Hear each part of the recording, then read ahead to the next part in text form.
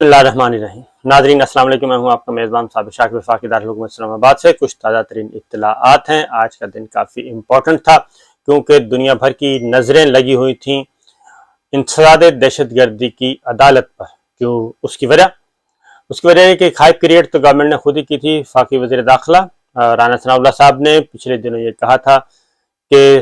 عمران خان صاحب کو گرفتار کیا جا سکتا ہے، اور اس کے لیے ایک اٹیمپٹ تو کی گئی بنی گالا، رات گئے کوئی 2-3 دن پہلے، لیکن وہ اٹیمپٹ کامیاب نہیں ہو سکی، اور اس کی وجہ یہ تھی کہ پبلک ایک تو بہت زیادہ آ گئی، اور دوسرا رانا ثناء اللہ صاحب بھی سمجھدار ہو گئے ہیں۔ انہوں نے بجائے اس کے رانا ثناء اللہ صاحب اور وفاقی سیکرٹری داخلہ اور وزارت داخلہ یوں کہہ لیجیے، وہ کافی سمجھداری کا مظاہرہ کیا، اور انہوں نے عمران خان صاحب کی گرفتاری کرنے کے بجائے انہوں نے یہ ساری چیزیں تو کی، لیکن کوئی بھی انتہائی اقدام نہیں اٹھایا، اور رانا ثناء اللہ صاحب نے یعنی کہ وزارت داخلہ نے باقاعدہ طور پہ ایک سمری بھیجی وزیر اعظم آفس، اور ان سے کہا گیا کہ عمران خان صاحب کو گرفتار کرنا ہے تو ہمیں تحریری طور پہ حکم صادر کیا جائے۔ اور اس کی وجہ یہ تھی کہ اگر عمران خان صاحب کو گرفتار کیا جاتا بنی گالا میں،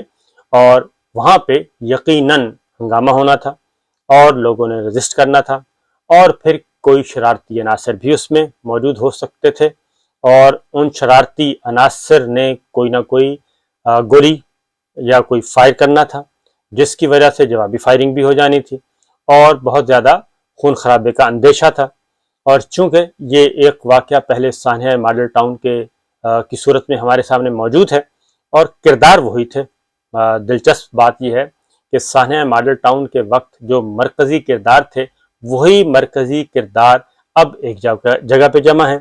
اور اس وقت شہباز شریف صاحب وزیر اعلیٰ پنجاب تھے، توقیر شاہ صاحب سیکرٹری تھے ان کے، سیکرٹری ٹو چیف منسٹر، اور رانا ثناء اللہ صاحب تھے ہوم منسٹر، وزیر قانون تھے، اور سیکرٹری داخلہ تھے اعظم سلمان صاحب، جو بعد میں وفاقی سیکرٹری داخلہ بنے، اور آج کل وہ پنجاب میں محتسب ہیں، صوبائی محتسب۔ تو یہ سارا سلسلہ ہوا تھا، اور رانا ثناء اللہ صاحب کو اندازہ تھا کہ کچھ بھی ہو سکتا ہے، اور وہ انکوائریز ابھی تک چل رہی ہیں، مقدمات ابھی چل رہے ہیں، لہٰذا رانا ثناء اللہ صاحب نے وہ غلطی، اور وفاقی وزارت داخلہ نے وہ غلطی دوبارہ کرنے کی کوشش نہیں کی، اور کہا گیا کہ ہمیں تحریری طور پہ بتا دیا جائے کہ اور حکم دیا جائے تاکہ اس کی اونرشپ جو ہے وہ فیڈرل گورنمنٹ یا پرائم منسٹر خود لیں، پرائم منسٹر آفس خود لیں۔ وہ ابھی تک اس کی نہیں آئی، پھر اسٹریٹجی تبدیل کرنے کی گئی تھی کہ چلیں پھر کمرہ عدالت سے گرفتار کرنے کی کوشش کریں گے، کیونکہ احتساب عدالت انہوں نے پیش تو ہونا ہی ہے۔ اور پھر رانا ثناء اللہ صاحب نے بیان بھی دے دیا تھا۔ کل پاکستان تحریک انصاف نے یہ فیصلہ کیا تھا کہ نہیں، ہم ہر صورت میں، عمران خان صاحب نے کہا کہ میں کورٹ آف لاء کے سامنے پیش ہوں گا، اینٹی ٹیررسٹ کورٹ میں گئے، وہ دہشت گردی کی عدالت میں، انسداد دہشت گردی کی عدالت میں وہاں پہ گئے، اپیئر ہوئے، اور وہاں پہ انتظامات کافی کیے گئے تھے، وہاں پہ آرگومنٹ ہوئے۔ عمران خان صاحب خود کمرہ عدالت میں موجود تھے، بولنا چاہ رہے تھے، جج صاحب نے انہیں بولنے کی اجازت نہیں دی، اور ان کے وکلاء نے ہی گفتگو کی، اور پھر ان کی گرفتاری نہ ہو سکی، کیونکہ انسداد دہشت گردی کی عدالت نے ان کی ضمانت جو ہے عبوری ضمانت وہ منظور کر لی، اور 1 سپٹمبر تک ان کی ضمانت منظور کی ہے، اور استدعا کی گئی تھی کہ ان کی ضمانت جو ہے وہ طویل عرصے کے لیے کر دی جائے، کیونکہ انہوں نے سیاسی جلسوں کا اعلان کیا ہوا ہے، رابطہ عوام مہم پہ نکلے ہوئے ہیں، لیکن عدالت نے یہ استدعا نہیں منظور کی، بلکہ آلموسٹ 1 ویک جو ہے ان کو دے دیا گیا، اور 1 ہفتے کی عبوری ضمانت منظور کر لی۔ اس طریقے سے فوری طور پہ کسی قسم کی کوئی ایسا خطرہ وطرہ نہیں آیا۔ گفتگو بھی کی عمران خان صاحب نے، اس میں بھی انہوں نے بتا دیا کہ بھائی انہوں نے تو قانونی کارروائی کا کہا تھا، اور کوئی ڈنڈا لے کے میں نے خود تھوڑی آنا تھا۔ تو بہرحال یہ ہوا۔ دوسری جانب ایک خبر پہلے وہ بھی سن لیں کہ ہمارے کولیگ ہیں جمیل فاروقی صاحب،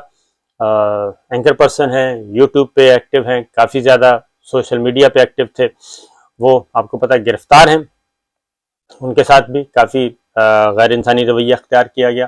گرفتاری کے دوران، حراست کے دوران۔ وہ ساری ڈیٹیلز وہ بتا چکے ہیں، کس طریقے سے ان کو برہنہ کیا گیا اور ان کو تشدد کا نشانہ بنایا گیا۔ اب ان کا جسمانی ریمانڈ چل رہا تھا،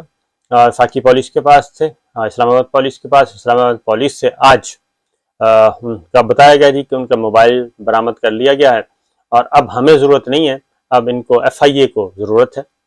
اب کل ایف آئی اے کے حوالے کرنے کی درخواست واپس لے لی تھی، لیکن آج انہیں کہا جائے جی حوالے کیا جائے ایف آئی اے کے، تو عدالت نے یہ استدعا بھی منظور کر لی، اور امکان یہی تھا کہ ان کو ڈسچارج کیا جائے گا، لیکن ان کا معاملہ تھوڑا سا پیچیدہ ہو گیا ہے۔ دعا کرنی چاہیے اللہ تعالیٰ ان کی مشکلیں آسان فرمائے، اور اب وہ ایف آئی اے کے حوالے ہیں۔ کل ایف آئی اے کے میجسٹریٹ کے سامنے پیش کیا جائے گا، اور پھر ان کے مستقبل کا کل فیصلہ ہوگا۔ اب یہ چیزیں ہیں۔ اس کے بعد اگلی خبر آتے ہیں سپٹمبر کافی، ستمبر جو ہے وہ کہتے ہیں کہ ستمگر ثابت ہو سکتا ہے۔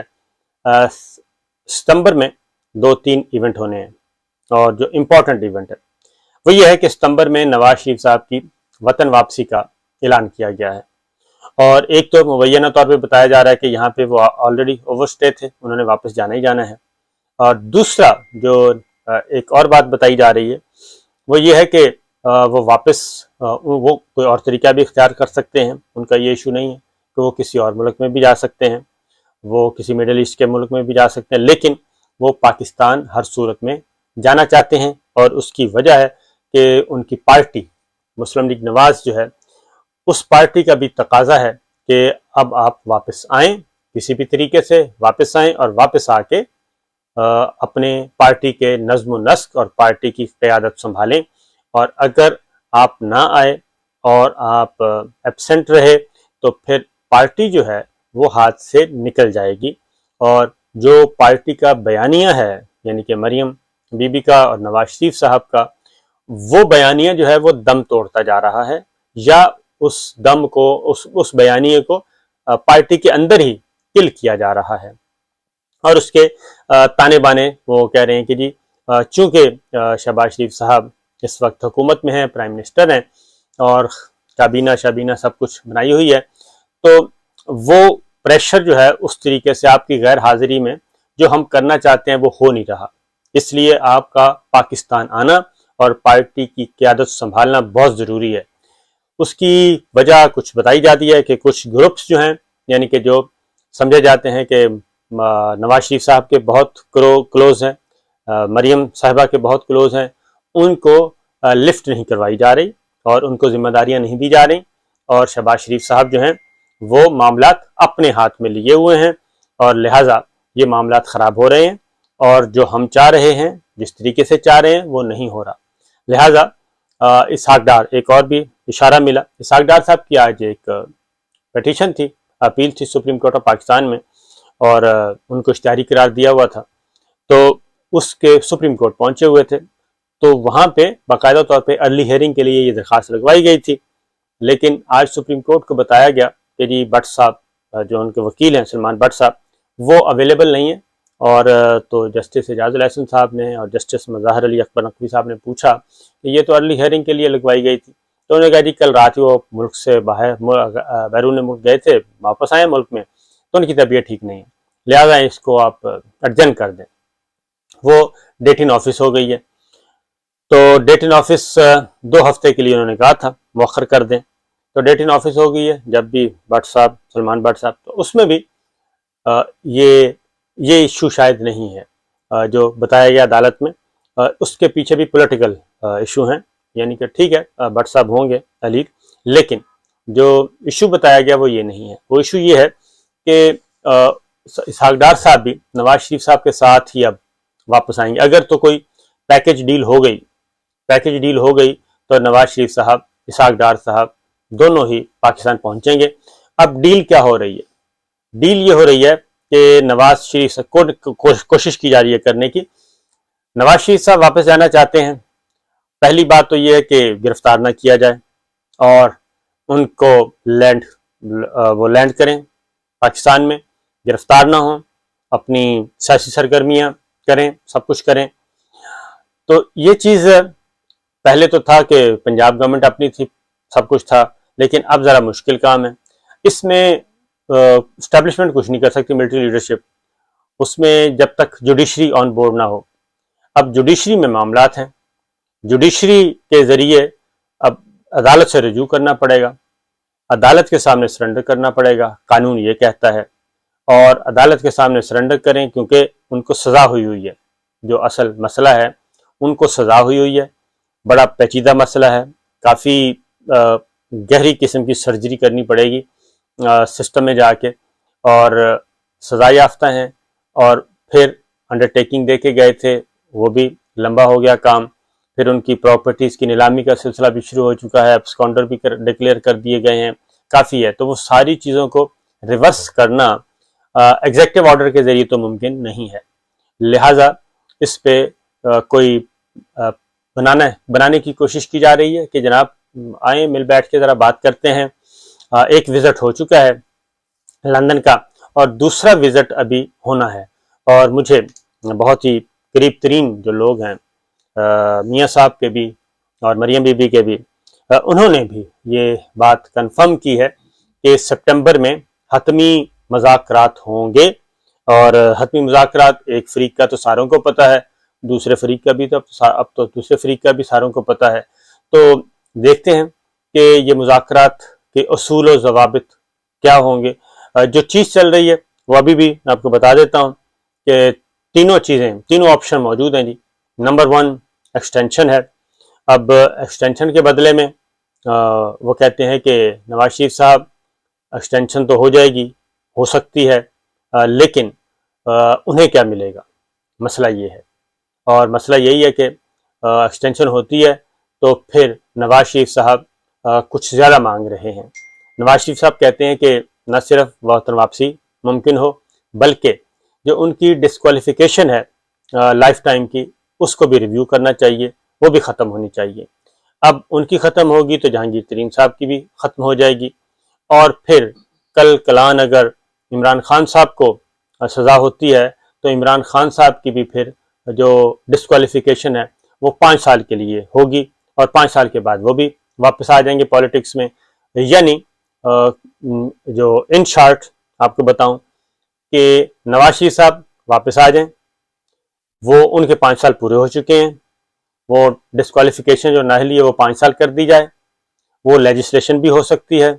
کہ لیجسلیشن کے ذریعے کر دی جائے، اور اس پہ پریزیڈنٹ صاحب ایک دفعہ اعتراض عائد کر سکتے ہیں، دوبارہ نہیں کریں گے، دوبارہ کر نہیں سکتے، وہ پھر سپریم کورٹ میں چیلنج ہوگا۔ تو اس کے لیے یہ چیزیں ترتیب دی جا رہی ہے، کیونکہ جوڈیشری کو اس طریقے سے اس وقت یہ نہیں کہا جا سکتا کہ آپ کو جوڈیشری کو مینیج کر لیں گے، وہ پاسبل نہیں ہے، تو اس کے لیے لیجسلیشن چاہیے ہوگی، تو لیجسلیشن کے ذریعے ہی یہ سب کچھ ممکن ہو سکے گا۔ تو لہٰذا جو بات سمجھ آتی ہے وہ یہ ہے کہ لیجسلیشن کے ذریعے نااہلی جو ہے وہ کم کر دی جائے، اس کو 5 سال کر دیا جائے، 5 سال کرتے ہیں تو جہانگیر ترین بھی ایلیجیبل ہو جائیں گے اور نواز شریف صاحب بھی ایلیجیبل ہو جائیں گے۔ باقی سزائیں جو چل رہی ہیں وہ الگ معاملہ ہے، سزاؤں کا پھر سپریم کورٹ میں یا ہائی کورٹ سے رجوع کیا جائے گا، ہائی کورٹ میں کیس چل رہا ہے اس کا۔ تو دوسرا جو ہے مریم بی بی کا، وہ بھی ہائی کورٹ میں پینڈنگ ہے معاملہ، ان کی بھی اپیلیں چل رہی ہیں، عرفان قادر صاحب وکیل ہیں۔ عمران خان صاحب جو ہیں وہ کہتے ہیں کہ ستمبر میں ان کے لیے بھاری کر دیا جائے اور باقیوں کو ایز کر دیا جائے، اور اگلا الیکشن جو ہے وہ عمران خان صاحب کے بغیر لڑا جائے اور ان کے ساتھ لڑا جائے۔ تو بہرحال یہ چیزیں ہیں، یہ کچھ خبریں ہیں، میں نے کہا آپ سے شیئر کر لوں، لیکن یہ ظاہر ہے یہ ایک سائیڈ کی سٹوری ہے، ایک سائیڈ کی خواہشات ہیں، ایک سائیڈ کی ڈیمانڈز ہیں، تو دیکھتے ہیں جی کیا ہوتا ہے۔ اجازت دیجیے، اللہ حافظ۔